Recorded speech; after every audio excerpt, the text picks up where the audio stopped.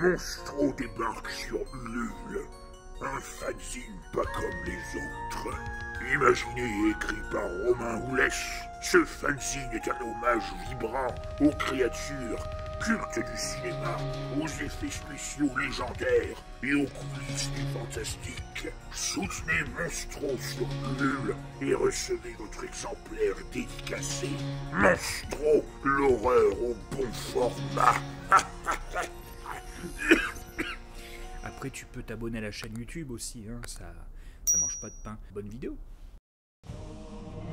Je m'appelle Red Sonja, la diablesse à l'épée. Mon histoire commence en février 1973, lorsque Roy Thomas et Barry Windsor Smith m'ont donné vie dans les pages de Conan le Barbare publiées par Marvel Comics. Roy Thomas s'est inspiré d'une nouvelle de Robert E. Howard parue en 1934, The Shadow of the Vulture.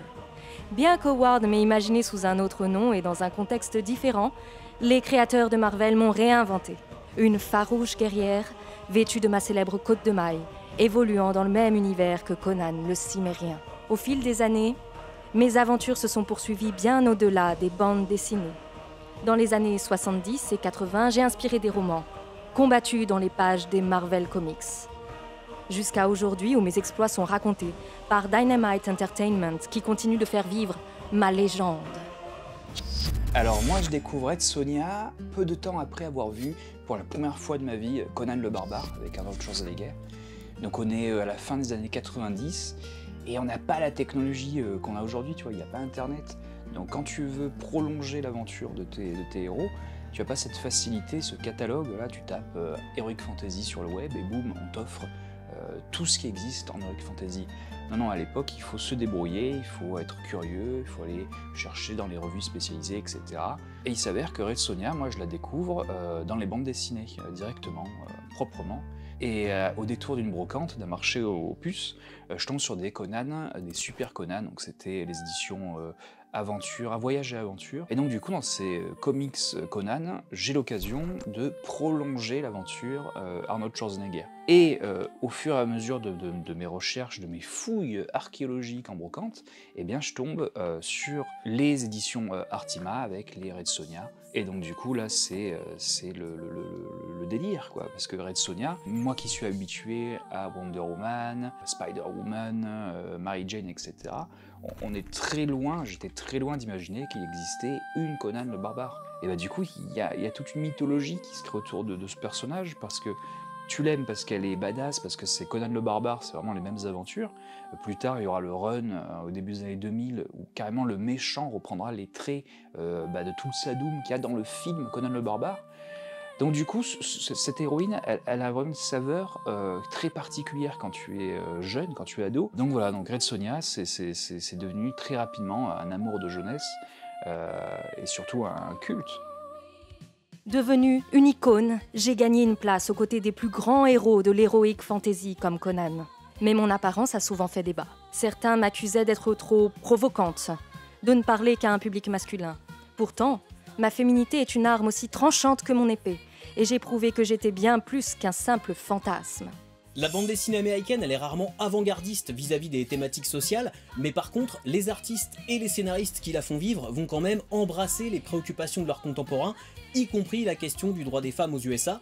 Red Sonja, elle apparaît en 1973, c'est-à-dire l'année où on commence à parler de dépénaliser l'avortement aux États-Unis, et c'est quand même assez symbolique. En voyant quelques couvertures, on pourrait se dire ah mais c'est quoi encore, voilà, ils ont foutu une femme à moitié à poil juste pour que des ados ou des jeunes adultes se jettent dessus, voilà, juste pour voir son côté sexy et pour pouvoir se rincer l'œil. Si on n'a pas lu la BD, on peut penser ça. Mais par contre, quand on se plonge un peu plus dedans, donc on en reparlait tout à l'heure, qu'elle est hyper vénère, qu'elle se fait pas marcher dessus, que la moindre remarque qu'elle peut avoir par un homme, ça va être une grosse patate et elle peut lui enlever des dents en un coup de poing.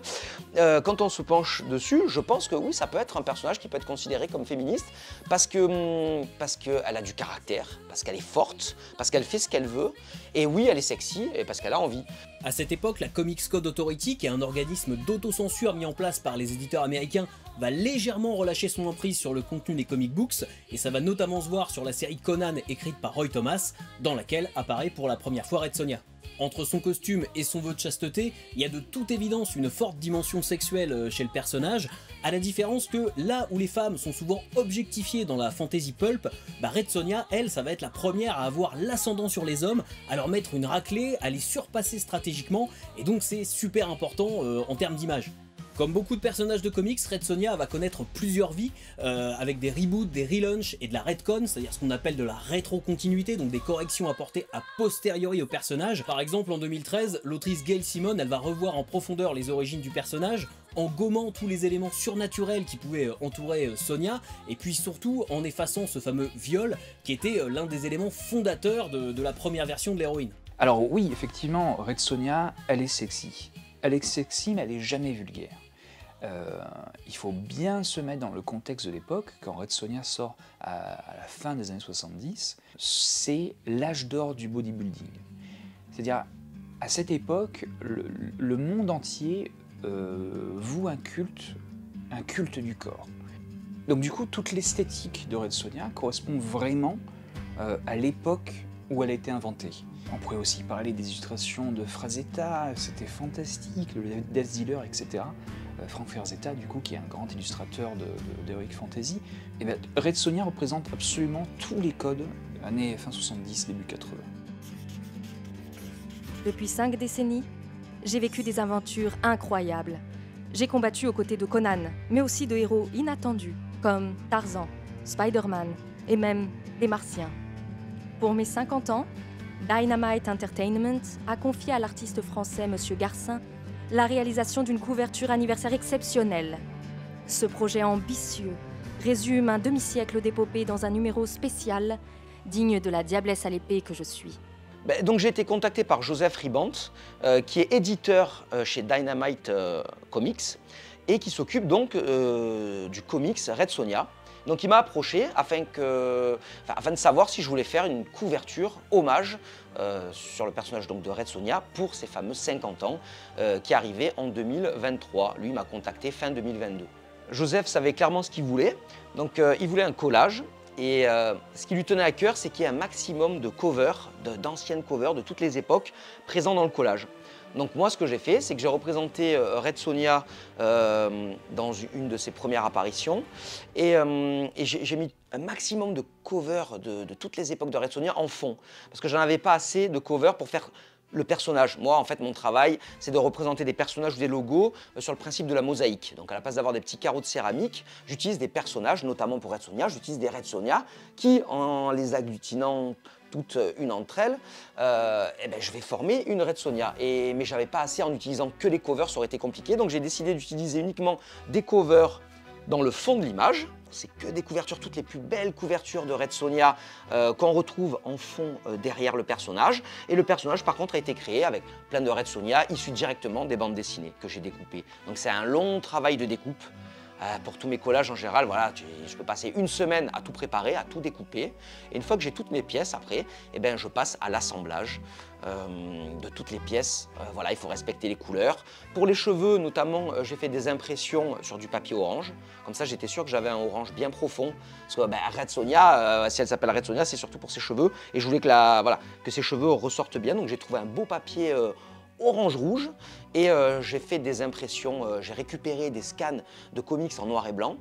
Et ça fait qu'en les imprimant, j'avais de belles impressions rouges qui m'ont permis de faire les cheveux. Mais l'épée, c'est du papier métallique. Et donc, en fait, ça donne une petite impression sympa, je trouve, sur le collage final. Et ils ont fait une version aussi où donc, on voit bien l'épée parce que c'est une virgin cover, il y a juste mon œuvre. Moi, j'essaie bien sûr, quand je fais mes découpages, de respecter au maximum le dessin de l'artiste, notamment comme j'ai travaillé avec pas mal de covers. En fond, on a des magnifiques covers. Donc en fait le but c'est de faire un bon découpage et de garder vraiment l'essence même du dessin. Par exemple souvent elle va être en train de combattre un monstre et selon mes envies, je peux éventuellement ne pas mettre le monstre, mais garder bien le personnage en entier de Red Sonja. Après, bien sûr, quand je les accumule, quand je les assemble, il se peut des fois qu'il y ait des parties cachées, mais je fais toujours attention de ne pas cacher le visage, ou si elle a son épée, de ne pas cacher l'épée, pour garder vraiment ce qui fait l'essence même du dessin. Le but, c'est vraiment de rendre hommage aussi à tous les dessinateurs qui ont œuvré sur Red Sonja, ou sur différents travaux, quand je travaille sur d'autres thèmes. Donc voilà, je fais toujours bien attention de respecter le travail des artistes. Une des difficultés que j'ai eues sur ce collage, c'est qu'en fait j'ai choisi l'illustration, c'est-à-dire le patron, parce qu'en fait il faut savoir que moi dans mes collages, à chaque fois par exemple là on voit Red Sonja, c'était un dessin, un des premiers dessins, une des premières couvertures de Red Sonja que j'ai réutilisé, et il faut savoir qu'en fait le dessin était assez petit, c'est-à-dire que sur la couverture, voilà, ben, c'était un petit dessin, et donc en fait quand les dessinateurs dessinent quelque chose de petit, c'est forcément moins détaillé que s'ils font un portrait en pleine page.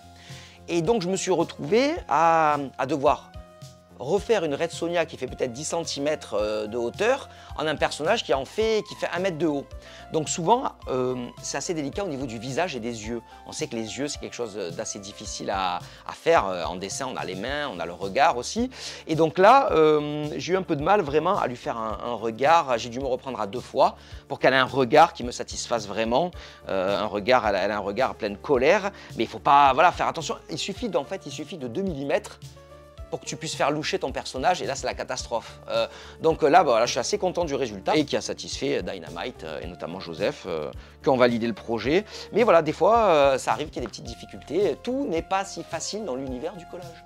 Évidemment, je suis super flatté déjà de travailler sur des personnages iconiques, des personnages qui ont beaucoup de fans, et c'est un vrai plaisir. Moi, ce que j'aime bien vraiment à la base de mon travail, c'était de façon rendre des hommages à des personnages que j'aime. Et comment rendre un meilleur hommage que de reprendre ces itérations de toutes les époques, c'est-à-dire voilà, des Red Sonja des années 70, 80, en sélectionnant les plus beaux dessins. Enfin, moi, c'est ce que je préfère faire. Évidemment que je suis ultra flatté à chaque fois qu'on me contacte pour des événements comme ça. Au fil du temps, j'ai inspiré bien des fans, notamment les cosplayers qui contribuent à faire vivre ma légende. Dynamite met même en lumière ces artistes autodidactes en les plaçant sur les couvertures de mes aventures. Je n'ai pas seulement conquis les pages de bande dessinée et les cœurs de mes lecteurs. Non, on m'a aussi porté sur grand écran. Mais mon premier passage au cinéma en 1985 fut un échec. Dans la vague de Conan-sploitation qui a suivi le succès de Conan le Barbare en 1982, nombreux sont ceux qui ont voulu m'exploiter, sans comprendre ma véritable essence. Ce film, indigne de moi, n'a pas réussi à capturer la guerrière que je suis. Mais pour mieux comprendre ce fiasco, il faut parler de Conan. Quand Conan le Barbare sort, il faut bien comprendre que le film révolutionne le cinéma. Du jour au lendemain, on te sort un film ultra violent, avec un géant bodybuildé qui tranche des têtes, qui coupe des membres, il y a des cannibales, il y a des sorciers serpents. Et du coup, le cinéma, vraiment, c'est un cataclysme. Donc aujourd'hui, Conan le Barbare, quand j'essaie de le montrer à des néophytes, des gens qui découvrent le film que maintenant, du coup, ils font « ouais, c'est vieux, c'est kitsch, etc. » Mais il faut vraiment comprendre qu'à l'époque, c'est un coup de tonnerre, un cataclysme dans le paysage cinématographique. Et malheureusement, la production qui est avare, avare de réussite, d'argent, va du coup embrayer une saga, va engendrer une saga Conan le Barbare avec Arnold Schwarzenegger. Donc du coup, le 2, Conan le Destructeur, va sortir au cinéma. Et cette fois-ci, donc la production, Dino De Laurentiis, va faire un grand écart entre les deux productions. Donc premier film, c'est un film d'auteur, ultra engagé, qui très philosophique, tu vois, le Conan le Barbare, le personnage de Tout Sadoun, pour moi, c'est un des plus grands méchants du cinéma. Et du coup, ce Conan le Barbare, Conan le Destructeur, du coup, sort, donc la suite, et là, catastrophe, donc là, c'est le grand écart, ça n'a plus rien à voir, donc on est sur un film quasiment pour la famille, très grand public, avec beaucoup de couleurs, des blagues, etc. Donc ça n'a plus rien à voir. Et Arnold Schwarzenegger, pendant le tournage, ne comprend pas ce tournant. Donc du coup, le film flop, Conan le Destructeur ne fonctionne pas, hein, le public déteste, la critique aussi. Et donc du coup, Arnold Schwarzenegger, qui avait signé pour des suites, il est bien emmerdé, surtout que là, sa carrière va encore une fois être chamboulée par la production de Predator, etc. Et donc du coup, il veut se retirer de la franchise. Il faut vraiment partir de là, quoi. Et la production, Dino De Laurentiis, a la merveilleuse idée de lui dire « Bon écoute, effectivement, Conan 2, ça a fait un flop. Je comprends que tu veuilles plus faire Conan le Barbare, mais tu vas me sortir d'une galère, mon petit Schwarzy. Là, on est en train de faire un film, et donc du coup, je te demande d'apparaître dedans Comme ça, on va dire que ton contrat de 3 films de Conan, il sera plus ou moins rempli. Et donc du coup, ils font Red Sonja le film avec Arnold Schwarzenegger dans le rôle de Calidor. Parce qu'en fait, en France, ça s'appelle Calidor, mais donc aux États-Unis, c'est Red Sonja. Et nous, ils nous l'ont vendu, ils se sont dit, bon, allez, les petits Français ne doivent pas trop connaître Red Sonja, donc on va leur vendre avec Arnold Schwarzenegger. Donc c'est vrai qu'il était mis en avant, alors qu'on ne le voit pas énormément dans le film. Donc j'ai découvert, sans le savoir, Red Sonja là, et après, j'ai vu qu'il y avait énormément de bandes dessinées, de comics, notamment chez Marvel. Nous, en France, sur les affiches, etc., il n'est pas écrit Red Sonja. Du coup, toute la communication est basée et fondée sur un mensonge. On te vend un film qui met en vedette Arnold Schwarzenegger, que ce soit les bandes annonces, sur les affiches, etc. Et Arnold Schwarzenegger, dans le film, il va avoir quoi, 20 minutes de dialogue sur un film de 2 heures. Donc, c'est une arnaque. Ce que je pourrais t'en dire, c'est juste que je l'ai vu la dernière fois que je l'ai vu, c'était il y a une vingtaine d'années, je ne l'ai jamais revu. On se demande pourquoi, je ne l'ai jamais revu. Donc je l'ai vu 2 fois, une fois quand j'étais enfant et après un peu plus tard, pour essayer de donner une deuxième chance au film, bon, qui n'a pas trop marché. Mais ce qui est important à savoir, c'est que l'ayant vu enfant, ben même enfant, en fait, j'ai été déçu. Donc en fait, ce cas, c'est déjà quand t'es gamin et que t'es déçu par un film, c'est qu'il est vraiment pas top. Et donc quelques années après, j'ai voulu le revoir. Parce que je me suis dit, bon, oh, peut-être que j'ai pas pu l'apprécier à sa juste valeur, étant enfant, j'ai pas eu tous les rêves, tout ça. Et en fait, en le revoyant, il y a quelque chose qui marche pas. Je sais pas si c'est que tout est un peu cheap, tout sonne un peu cheap en fait. Quand tu regardes Conan avant et que tu vois ça, les décors sont cheap. Moi, quand je l'ai vu gamin, bah, j'étais fan de Schwarzenegger, étant fan de Terminator notamment. Bah, j'étais déçu parce qu'on ne le voyait pas trop. Donc j'ai qu'un vague souvenir de ce film. Mais c'est vrai que voilà, après cette vidéo-là, après avoir fait le collage de Red Sonja, je t'avoue que je vais essayer de le trouver en Blu-ray. Et pour le regarder une 3e fois, peut-être que ce sera la dernière. Mais en tout cas, je ne garde pas un grand souvenir de ce film. Et je me rends compte que Calidor, un des films que j'ai été le plus outré de ma jeunesse, un des trucs que j'ai détesté, et bah c'est Red Sonja. Et donc du coup, ça transforme le film, ça lui donne une saveur incroyable, parce que effectivement, aux États-Unis, le film n'est pas aimé. Pour vous dire, Arnold Schwarzenegger, quand ses enfants font des conneries, il punit ses enfants en leur montrant Red Sonja. Donc c'est vraiment que même tout le monde sait que Red Sonja, c'est un mauvais film. Mais il est tellement mauvais qu'il en devient génial. Dans le film, vous avez des magnifiques matte paintings. Je pense notamment à ce magnifique pont en ossement. J'aime vraiment beaucoup ce matte painting. Les décors font très carton-pâte. Si vous voulez voir une araignée géante qui ronronne quand on la caresse, ben, du coup, regardez Red Sonja. C'est démentiellement, c'est jouissivement mauvais. Je ne sais toujours pas si je dois en rire ou en pleurer. Mais heureusement, mes fans n'ont jamais abandonné. Une nouvelle adaptation de mes aventures est en préparation et cette fois, je suis prête à retrouver la place qui m'appartient sur grand écran. Depuis mes débuts en 1973, j'ai prouvé bien des fois que j'étais bien plus qu'un simple personnage de fiction. J'incarne une féminité forte, une audace inébranlable, une volonté farouche. Mon épée et ma détermination m'ont permis de transcender les époques, de surmonter les controverses et de devenir une icône intemporelle. Aujourd'hui, alors que le monde célèbre mes 50 ans, je continue d'écrire ma légende, et ce n'est que le début d'une épopée qui, je vous le promets, est loin, bien loin, d'être terminée. Toss a coin to Red Sonja, oh queen of the fight, oh queen of the fight, oh. Toss a coin to Red Sonja, a legend in sight, oh queen of the fight, oh. Toss a coin to Red Sonja, a warrior of might.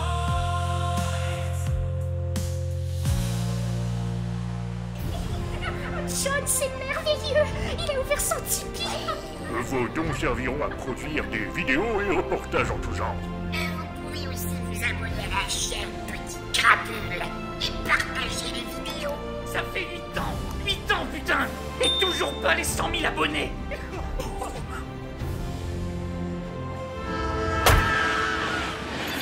Voulez-vous en savoir plus?